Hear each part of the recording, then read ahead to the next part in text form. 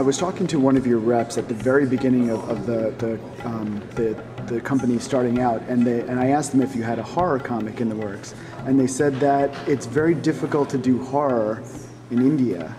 Can you tell us a little bit about that? I've just signed a contract with HarperCollins for a novel that's called Satan, and I'm definitely going to develop it into a comic book series. It is a horror comic, but again, it has a consciousness angle to it, in that I define evil as our collective shadow.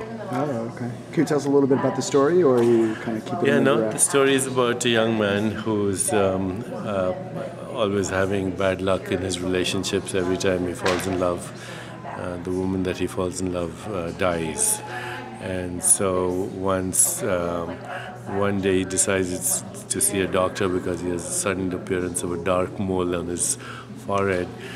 The doctor removes the mole but tells him he's clinically depressed and refers him to a psychiatrist, who then informs him the psychiatrist is a young woman whom he falls in love with.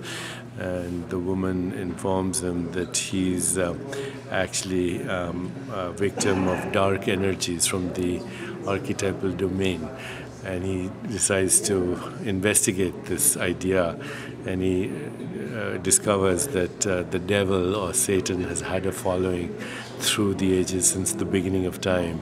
And so he goes through, a whole series in his consciousness. He visits the Roman times, he visits the Spanish Inquisition and the revolution in France and recent happenings in Bosnia.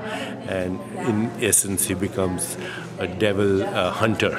He wants to stalk Satan, and he ends up in hell, finally finding Satan, and then his challenge is to redeem himself and come back.